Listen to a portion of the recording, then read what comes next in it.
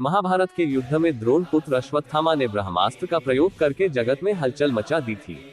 श्री कृष्ण बोले, हे अर्जुन, तुम्हारे प्राण घोर संकट में है।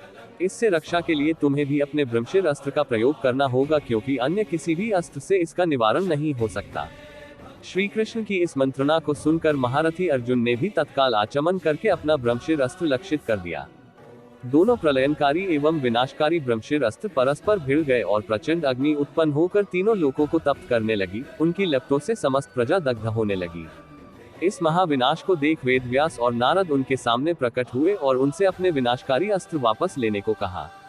ये सुनकर अर्जुन ने अपना अस्त्र वापस लौटा कर शांत कर दिया, लेकिन अश्वत्थामा ऐसा करने में असमर्थ था, इसलिए गुस्से में उसने अपने उस अस्त्र की दिशा उत्तरा के गर्भ की ओर बदल दी।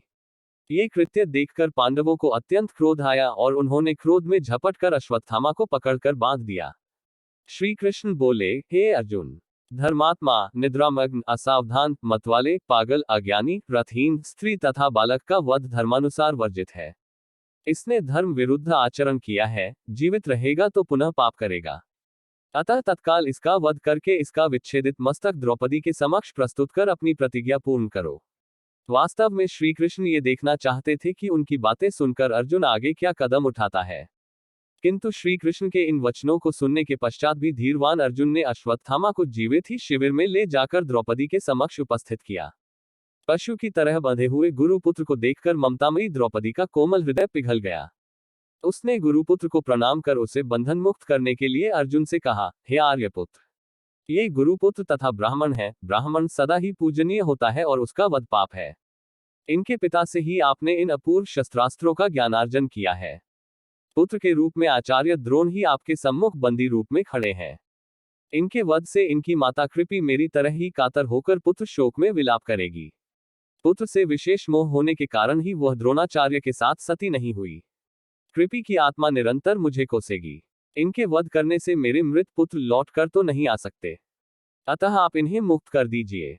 द्रौपदी के इन न्याय तथा धर्मयुक्त वचनों को सुनकर सभी ने उसकी प्रशंसा की, किंतु भीम का क्रोध शांत नहीं हुआ।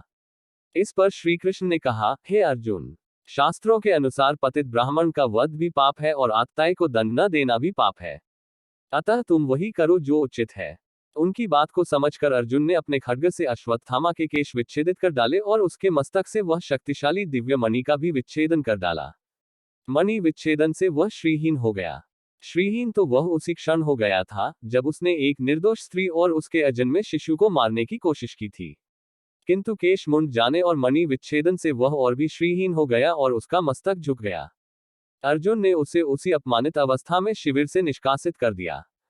श्री कृष्ण ने अश्वत्थामा के पतित कर्मों के कारण ही अश्वत्थामा को 3000 वर्षों तक ये शाप दिया था कि जिस प्रकार तूने पतित कर्म कर द्रौपदी की ममता को सदा के लिए शोक संतप्त दिया है, उसी तरह तू भी अपने इस अमूल्य मणि के विच्छेदित किए जाने से हुए घाव के साथ जीवित रहेगा। तू मृत्यु मांगोगा, किंतु तेरी मृत्यु नहीं होगी।